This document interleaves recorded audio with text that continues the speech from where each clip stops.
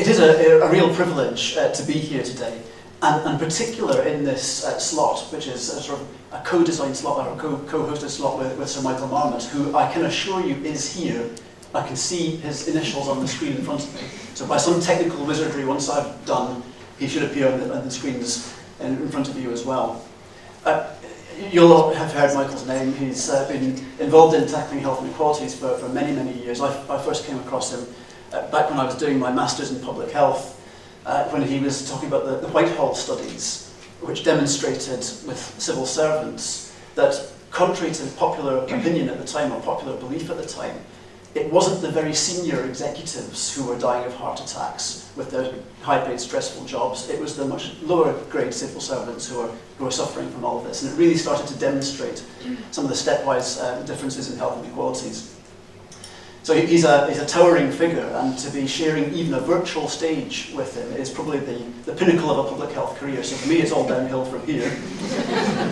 But I'm also under no illusions about my role here, that the risk of revealing rather more about me than you might want to know.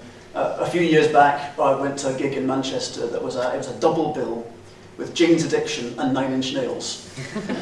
Absolutely awesome gig. If you've never seen Nine Inch Nails live, go and see them. I couldn't hear for a week afterwards. But the point about that story is, it was supposed to be a double bill, but everybody was there to see Nine Inch Nails. We knew that. Jane's Addiction knew that. Still a great gig. So my point is, I know I'm in the Jane's Addiction slot, but I'm still going to say a few words for you. So first of all, what I want to do this morning is say a little bit about health inequalities and the nature of health inequalities. In particular, I want to try to make the point that while they are hugely complex, in many ways they're not actually that complicated. There are patterns here, which I'll say a little bit about. And then I'll contradict myself, and channeling the great Ben Goldacre, I'll say actually it's a little bit more complicated than that. And I'll reference a couple of features of Cumbria that we need to be particularly concerned about at the moment. And that'll lead me on to talking about the Cumbria model of the determinants of health, and therefore of health inequalities, which I'd love you all to be thinking about and using when you're doing your work on all of this. So the first point is that health inequalities are complex, but not necessarily complicated. And that may sound like a bit of a contradiction. But just to illustrate the point, this is a very famous systems diagram about the influences on obesity. Not health overall, just obesity. And you can see that there are multiple things that impact on obesity. They've got complex feedback loops, they all influence each other. And the point about this sort of complex systems diagram is that it's not really clear when you change one bit of the system what that's actually going to achieve, or how it might impact on other bits of the system. But when you boil all of that complexity down to looking at what actually happens with health inequalities, what you get is this. Obesity, this is year 6 obesity, it follows a stepwise pattern with deprivation, as indeed does almost every health outcome that you can bear to think about. It's almost always there. It might be a steeper gradient than this sometimes. It might not be quite so steep, but it's almost always there. This is the sort of thing that Michael described in the Whitehall studies. It's the stuff that he's shown internationally, nationally, and locally, time and time again, and which I'm sure he'll say more about, so I'll not labour the point. Suffice to say that if you want to look at geographic inequalities, for the most part, all you have to do is look at the index of multiple deprivation, and you'll know pretty much where the problems are. For the most part, this index of multiple deprivation map could in fact be a map of pretty much any health outcome or any health determinant in Cumbria. It's worse in Carlisle, in bits of Carlisle, it's worse in the West Coast towns, and it's worse in Barrow. Incidentally, there is one very clear exception to this rule, and that's alcohol consumption by women, the map of which is almost exactly the inverse of this. So I'll leave you to think about that. Just looking around the audience, maybe you can all tell me why that is. But then when I think about that sort of simple approach, I do hear that little voice in my ear going, yes, I think you'll find it more complicated than that, or yes, Ben, thank you, it is. And there are other dynamics going on here, and let's just take one example. This is the same index of multiple deprivation map that I've just shown you. But when you look at households in fuel poverty, the map looks like this. Now, that's not quite the inverse of the index of multiple deprivation in the way that female alcohol consumption is, but it's certainly not the same. And what you're seeing here is, of course, the impact of rurality on some of this.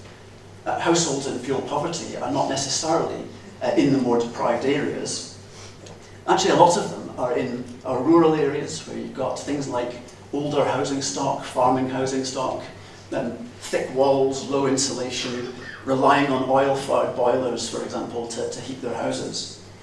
And all of that sort of thing. So when you're thinking about the cost of living crisis that is upon us now, and that's going to get worse over the autumn and winter as we start getting into colder months, this is going to be a huge issue for us in Cumbria over the next couple of years. And if we just rely on the obvious deprivation indicators, we're going to miss most of it. And fuel poverty illustrates a crucial point in somewhere like Cumbria. In urban areas, deprivation quite often clusters, so you can use things like the index of multiple deprivation pretty well as a proxy measure for health. In rural areas, it just doesn't. You can have areas that are pretty affluent overall, but within them, you've got individuals and families who are living in big old farming houses with dirt floors, and they're living on a few £1,000s a year, because frankly, unless you're the Duke of Westminster, it's really pretty tough to make a living off the land. So, with the cost of living crisis that's coming up with us, we cannot fall into the trap of assuming affluence in some of these areas. The big question for us is, how do we identify this hidden health need and this hidden deprivation? Because you can't just say, well, look at the map, let's focus on Workington and Whitehaven, even although there's a lot of need there.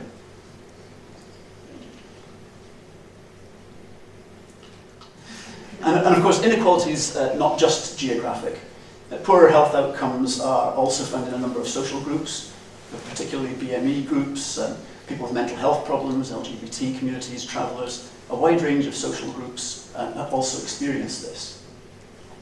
And where these minority groups are particularly in a minority, it can be even worse. So Cumbria in particular needs to be really careful about this. It's all too easy for us to say, well, we don't have many people from BME communities in Cumbria, so we don't need to worry about that too much. And again, I'm just looking around this room and illustrating that point. But frankly, thank you. You're welcome. But frankly, we need to be even more careful about that sort of thing in somewhere like Cumbria.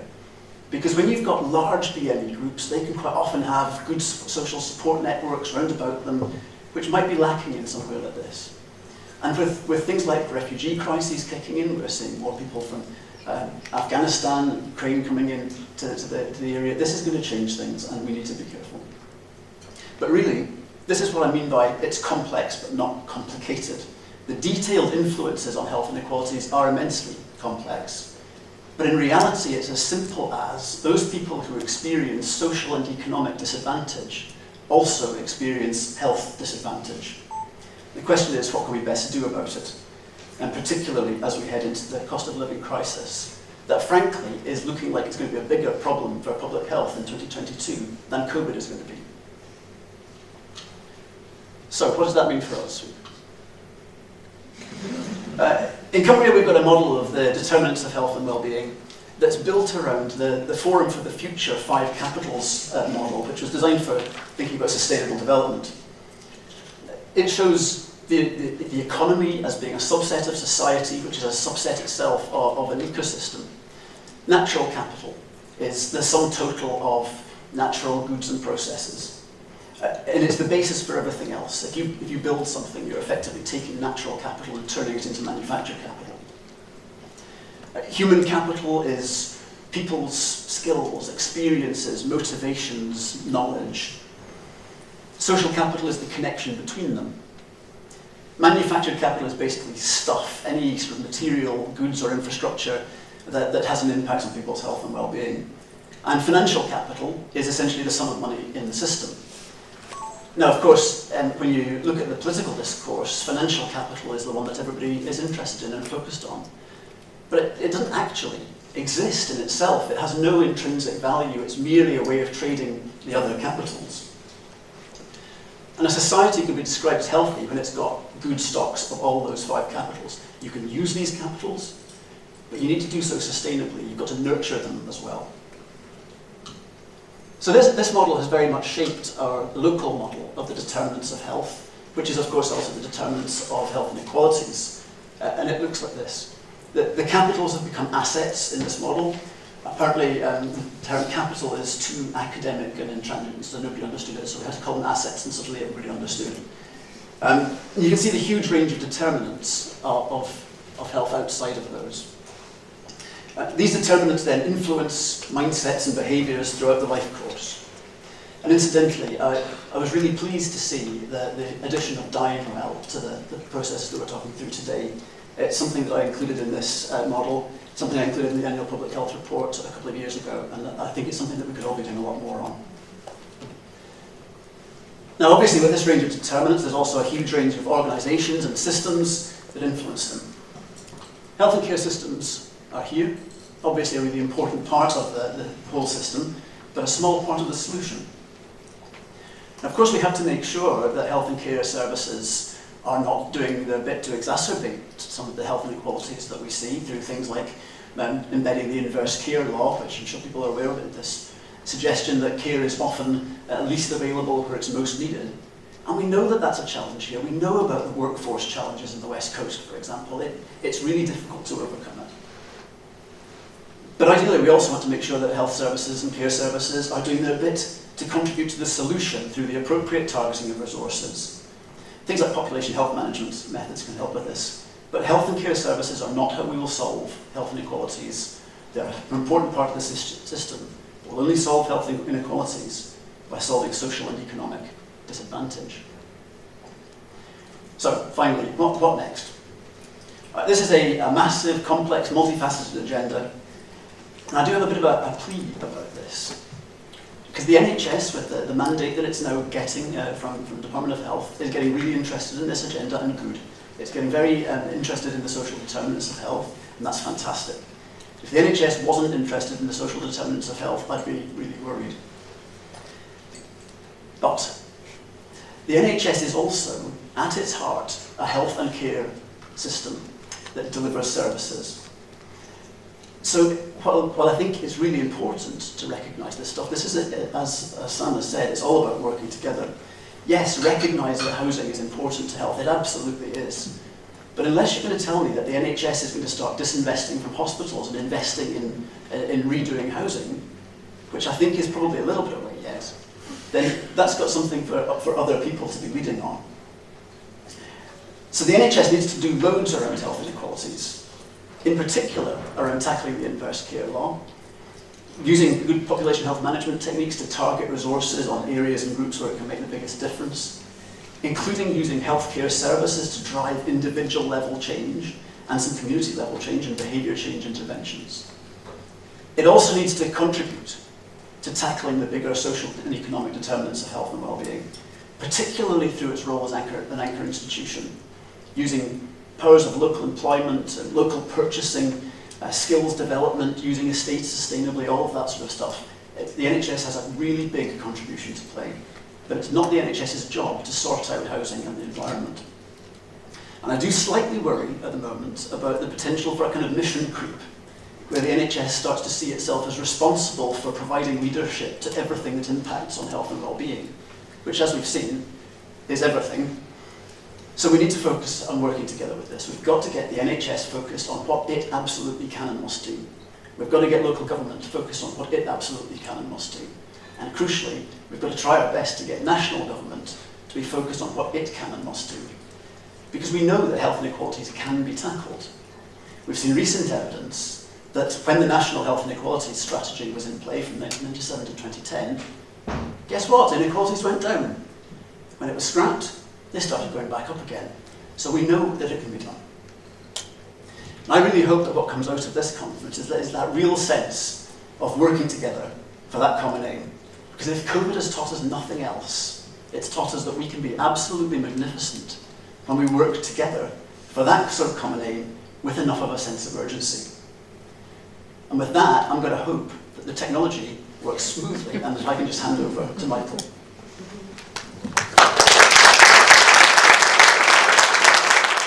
So I want to build on what we've just said. As I'm sure many of you know, we're actively engaged in a programme of work in Lancashire and Cumbria. I'm not going to report directly on that work today. The report will be published in a while. We're still actively working with colleagues, but I want to give some of the national context on inequalities in health. In 2010, we produced the Marmot Review, Fair Society, Healthy Lives, with 6 recommendations as to what we can do to address health inequalities. Since then, we've added 2. So the 6 recommendations will give every child the best start in life, education and lifelong learning, fair employment and good work for all. This one's highly relevant today. Ensure that everyone has at least the minimum income for a healthy life. Healthy and sustainable places and communities in which to live and work, and taking a social determinants approach to prevention. Given the evidence that's accumulated, we've, with regret, because I like the idea of having 6, added 2. Tackle discrimination, racism, and their outcomes, and pursue environmental sustainability and health equity together. Before the pandemic crashed upon us in February 2020, we published Health Equity in England, the Marmot Review, 10 years on. The issue we were addressing was the social gradient. Particularly in light of the cost of living crisis, we think a great deal about poor health for the poor. But what this shows, and was figure 1 in the 2010 Marmot Review, it's been updated, life expectancy for neighbourhoods classified by the index of multiple deprivation that we just heard about. And what you see is a gradient. Yes, poor people have shorter life expectancy than everybody else, but people in the middle have shorter life expectancy than those at the top. That's women, that's men. So the gradient runs all the way from top to bottom. And this is not primarily a healthcare issue. It relates to the social determinants of health. What we documented in the 2020 report was that life expectancy, which had been increasing about 1 year every 4 years, in 2010, that rate of increase slowed dramatically. And then with the pandemic, we had a precipitous fall for women and for men. Now, it had been increasing 1 year every 4 years. It nearly ground to a halt. And then we lost a year with the pandemic. That's cancelling out 1 year every 4 years. That's cancelling out 4 years of pre-2010 improvement with the pandemic. That's a disaster. And not all countries got that. We did very badly. Only the US did worse. And life expectancy is falling, and falling faster in the most deprived areas. So between 2019 and 2020, life expectancy fell by 0.95 years in the least deprived, and by 1.9 years in the most deprived. And for women, 0.9 years in the least deprived, 1.6 years in the most deprived. So the impact of the pandemic was to increase inequality. We heard a lot about virus control, immunization, very important. But we have to address the underlying inequalities in society too. In the pre-pandemic, the 10 years on publication, we had this extraordinarily interesting finding that if you look at deprivation, males and females, let's look at the women. The regional differences, if you're rich, are quite small. If you're rich, it doesn't much matter which part of the country you live in, life expectancy improved a bit. If you're poor, if you're in the most deprived 10%, life expectancy went up in London and went down pretty well everywhere outside London. And again, the regional differences are much bigger for men than for the regional differences are much bigger for the most deprived than they are for the least deprived. In the 2010 review, we coined the rather unfortunate term proportionate universalism. I was trying to deal with the gradient. If you target only the worst off, that seems to make sense, but then you miss the people in the middle who have worse health than those at the top. So if social distribution, if this is less deprivation and this is life expectancy, we want to deal with the whole gradient. So I said, let's have Nordic style universalist policies, but with effort proportionate to need. You know what? We could call that levelling up. How about that? Proportionate universalism with effort proportionate to need. What did we get post 2010? This is the average change in council spending in the nearly decade after 2009-10. The grey bars are total local authority spending per person by level of deprivation of the area. So in the least deprived 20% of areas, total spending per person went down by 16%. Then the greater the deprivation, the greater the reduction. In the most deprived 20%, spending went down by 32% per person. This is effort inversely proportionate to need. The greater the deprivation, the greater the need, the greater the need, the greater the reduction in spending.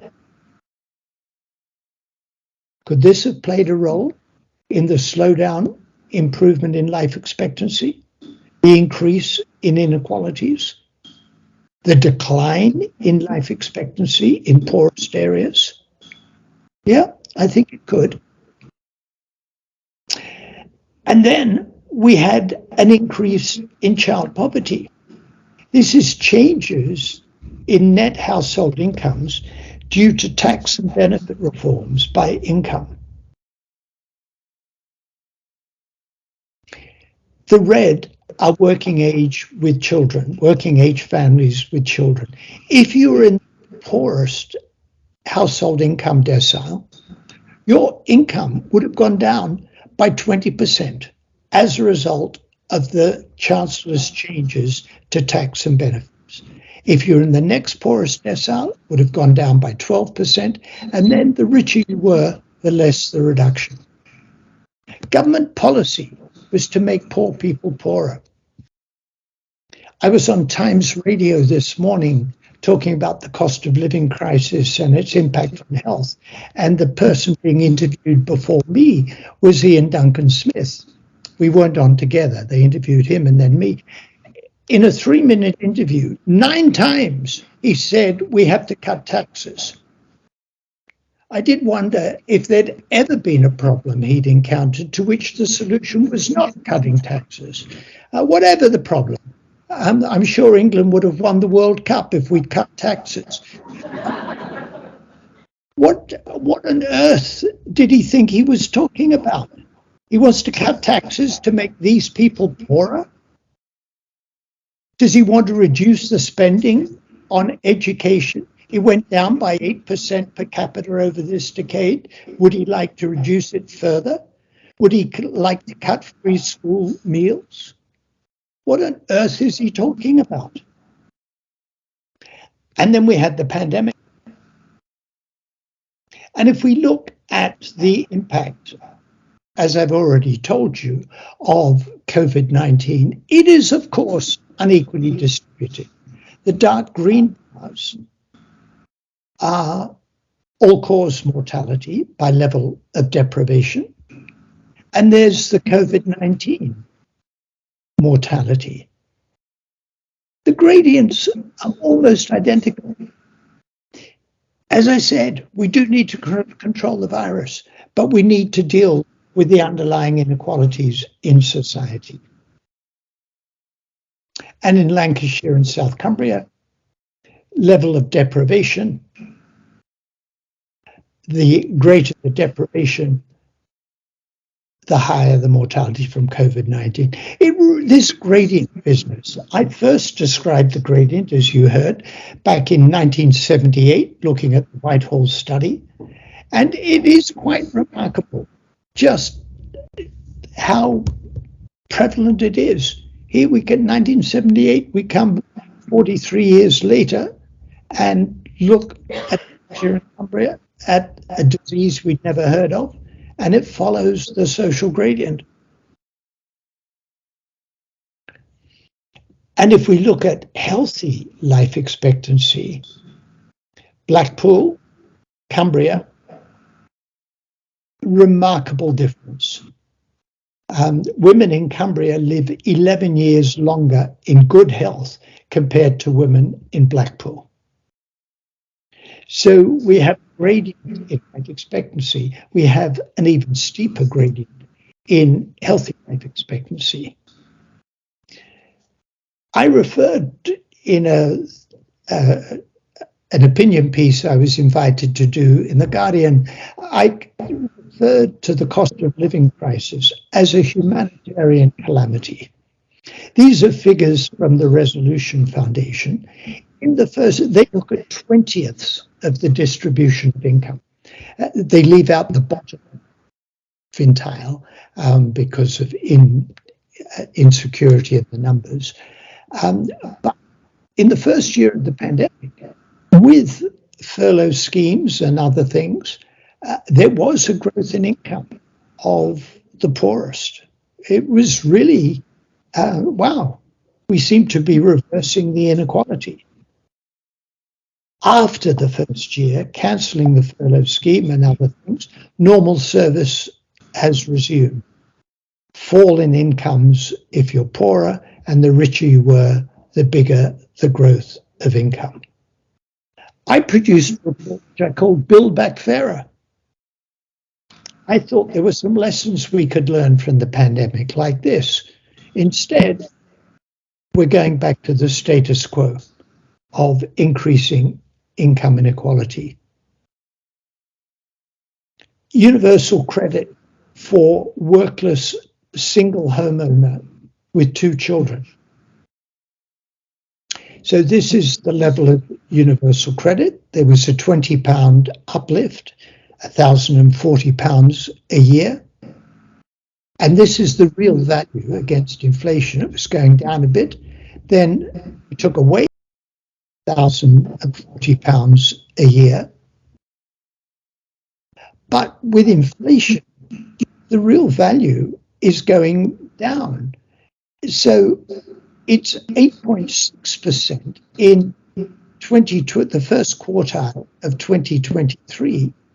It's 8.6% below the pre-pandemic first quartile of 2020, and 17% below the third quartile of 2021. Wow. So if you're dependent on universal credit to make ends meet, it's 8.6% below pre-pandemic level, quite apart from being 17% below the level with the boost. This is real crisis. Let me show you what it means from the Resolution Foundation. Suppose you're a single person with 1 child, and you're not the child, you are working 20 hours per week. And in September 2021, your annual income might have been $18,265. The end of the boost to universal credit will take £1,040 off your income. Inflation, cost of living, will take another £1,200 off your income. Your salary will go up and other changes to the tax, the net result is your income will fall by £584 a year. £11 a week. Well, if you're middle income, you might say, well, food's gone up. In fact, figures published by the Royal College of Physicians and Inequalities in Health Alliance this morning say that more than half of middle to upper income people say that the cost of living has impacted adversely on their mental and physical health. But still, you could cope perhaps with a loss of £584 a year. But if you're on 18,265, you can't cope with that. It's not heating or eating, it's giving up both. And if the tragedy of a child having a hole in the shoe and needing a new pair of trainers, that's a crisis, an absolute crisis. You can't afford a new pair of shoes if you've just lost £584 a year. There is good news, a levelling up white paper, 330 pages. I thought the analysis was great. 4 objectives, 12 missions. I thought this is really good. I could have written this. No, better than that, much better than I could have written. It's really good. In the white paper, they compare with Germany. When Germany incorporated the former Democratic Republic of Germany, the communist Eastern Germany, to level up, they spent €2 trillion over 25 years. That's £70 billion a year. Did it work? Well, this was life expectancy for women in Western Germany, and the red is East Germany. That was reunification. Wow, yeah, it seemed to work. This is men. They certainly narrowed the health gap. That's pretty impressive. The problem is, with this brilliant white paper, the levelling up budget for 4 years, 2021 to 24, is £4.8 billion, 1.2 billion a year, compared to 70 billion a year. Ian Duncan Smith wants to cut taxes. Does he just think that levelling up nonsense was the Prime Minister's idiocy? We don't want to do that. That's not serious. Where's this 70 billion a year going to come from, if not taxation? IPPR North calculated that the levelling up fund from 2021 for the North accounted to £32 per person. Those cuts that I showed you accounted to £413 per person. So we'll take £413 per person away from local authorities in the North, and we'll give you £32 back. And that way we'll level up. We've got a new initiative funded by Legal and General. We produced a new report, The Business of Health Equity, the Marmot Review for Industry. And one needs to be a bit careful here. In public health, we've always seen industry as the enemy. They sell tobacco, bad. They make kids fat with fizzy drinks, bad. They P&O, they offload well-paid workers with an attempt to replace them by low-paid, insecure workers, bad. So industry, for good reasons, we've viewed with some alarm in public health. With Legal and General, we're trying to take a different approach.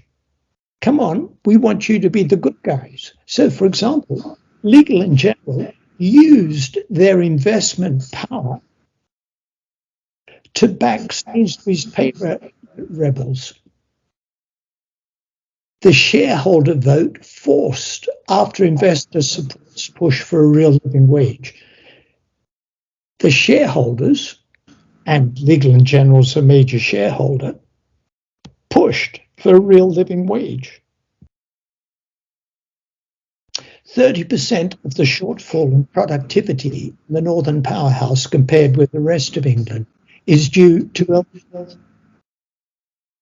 So we've suggested the business should do three things: provide good quality work, pay everybody a real living wage, benefits, conditions, hours of work, supporting health with products, services, investments. We don't think that selling tobacco or unhealthy food is a good thing. One way large corporations can impact that is by channeling their investments into companies that are selling health products or services. And then we think of healthcare institutions as anchor institutions having a positive impact on the community. What about businesses? So the idea that we're pushing is social justice and better business, a healthier and more productive workforce, staff retention, better recruitment, attracting consumers, attracting investors. 1 in 4 of all sick days taken in the UK is directly attributed to workload problems. We want employers to join with public health, with integrated care systems, with the voluntary and community sectors, with local government, to be active for change. Of living wage employers, 86% said it's improved the reputation of the business, and 75% say it's improved employee motivation and retention. Consumer products, housing infrastructure and regeneration, investing for health equity, and influencing the wider community, sustainability, environment and equity, working in partnership and advocacy. If we look at the national picture, and I've given you a snapshot, a glimpse of some of the policies that are, to put it mildly, deeply discouraging. What encourages me is the work we're doing at local level. Coventry declared itself a Marmot city. We produced Build Back Fairer in Greater Manchester. Luton wants to be the first Marmot town. Waltham Forest, Cheshire and Merseyside, we're producing our report this month. Lancashire and Cumbria, we've been working with you in Lancashire and Cumbria. Leeds has approached us north of Tyne. Gwent wants to be the first Marmot region in Wales. And this was our report for Greater Manchester. So to remind you, we want action on our now 8 principles. Give every child the best start in life, education and lifelong learning, fair employment and good work for all, having enough money to live on, healthy and sustainable places and communities, and taking a social determinants approach to prevention. And the 2 that we've added, tackle discrimination, racism and their outcomes, and pursue environmental sustainability and health equity together.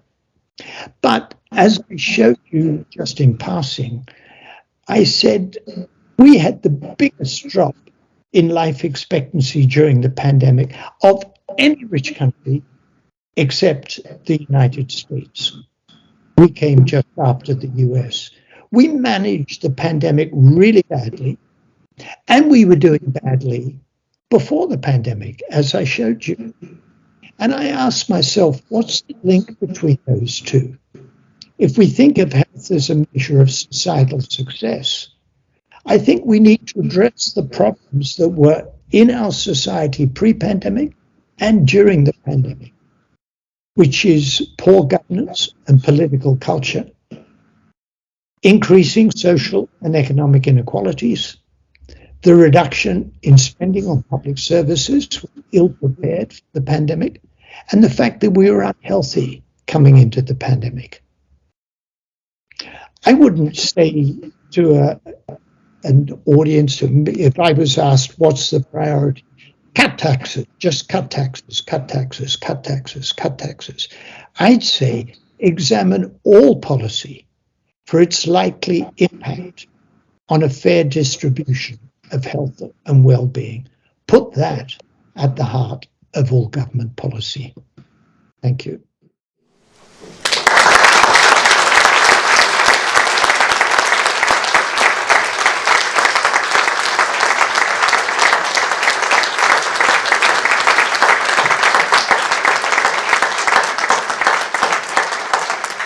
So hopefully you can hear me at the back, hiding here in the corner. So thank you so much to Professor Sir Michael there. So we've literally just got a few minutes now for one or two questions to Colin and or Sir Michael. And we have a roving microphone. So who wants to be brave? My question's for Colin. In view of what Michael's just said, what is Cumbria doing in terms of the levelling up agenda and lobbying government to eradicate social inequalities in Cumbria?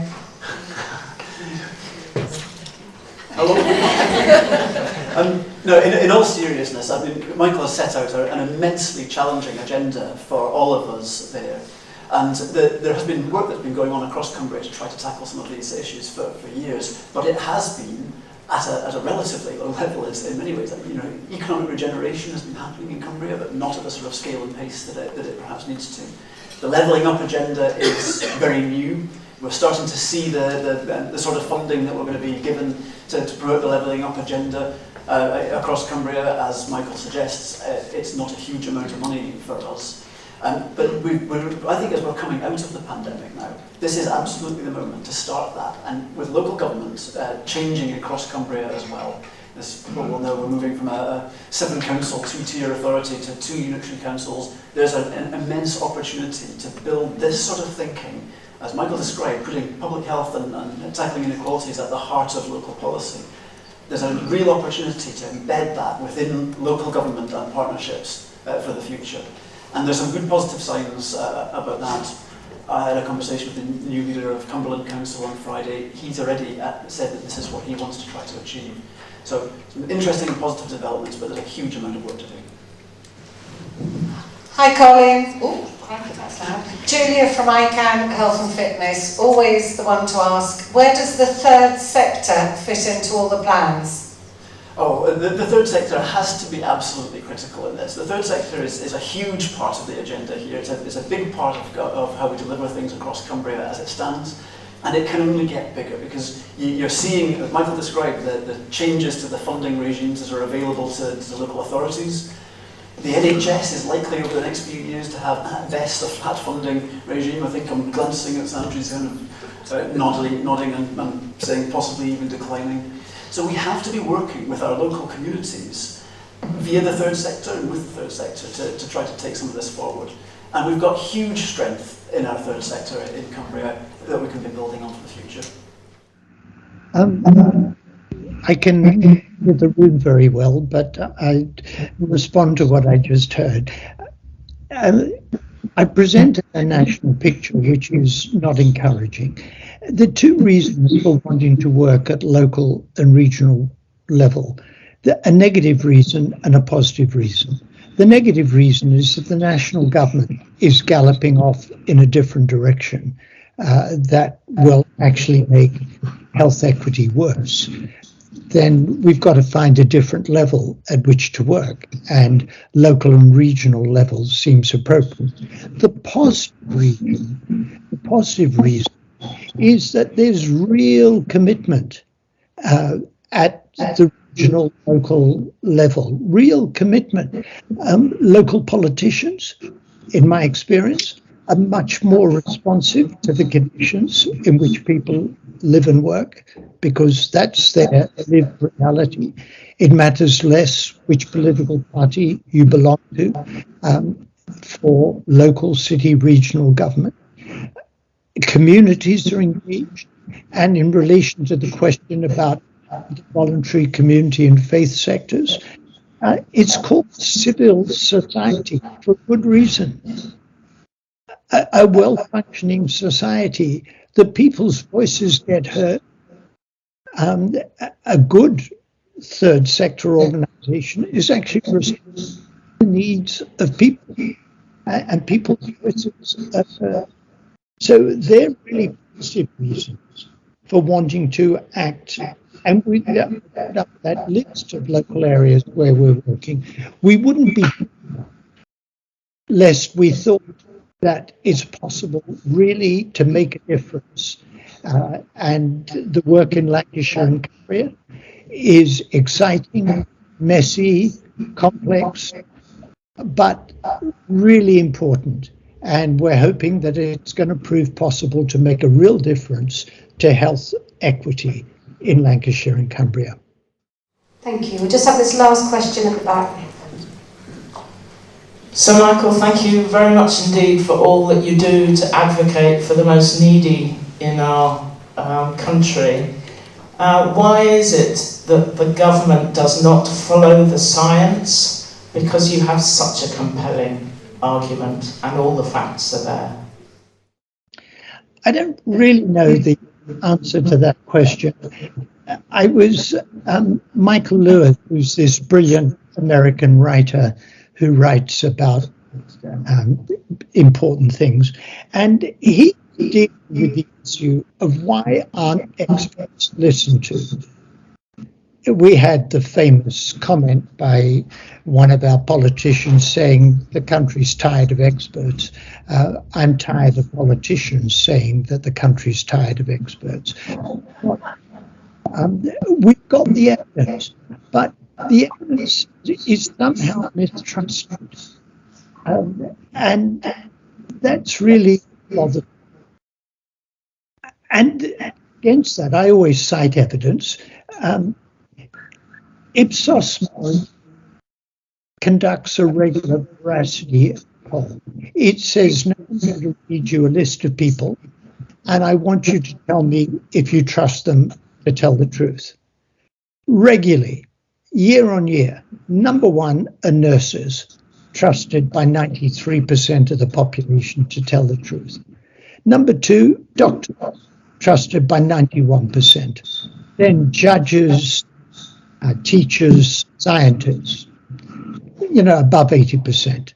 No prize for guessing who brings up the rear. Politicians trusted by 14%. Remarkably, government ministers trusted by 20%, more than politicians generally. 20% trust government ministers. Just below journalists, trusted by 24%, who come behind estate agents, who are trusted by 20%. So that's where we are. The people who make decisions, who mistrust evidence, are mistrusted by the population. They trust the government ministers less than they trust estate agents. So there's something deeply wrong with the way our democracy is functioning. And when you ask the question, my evidence is compelling. Yes, I think my evidence is compelling. And I argue from the evidence. But why don't government act on it? We don't trust them, and for good reasons. The mystery is why we elect them. We're not given much of a choice. Maybe that's the problem. But and so my optimism comes from wanting to build a functioning democracy from the ground up, from the local level. And when I was approached by a group called the People's Powerhouse, so they set themselves up against the Northern Powerhouse. They said, "We're the People's Powerhouse."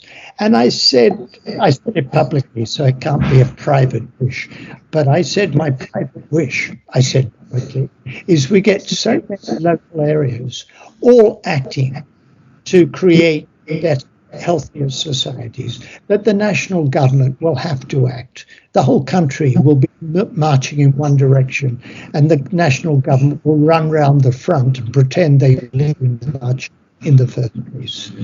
That's my hope.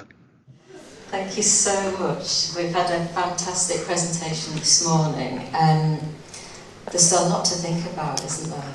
there's a lot of statistic there that are really quite frightening for me.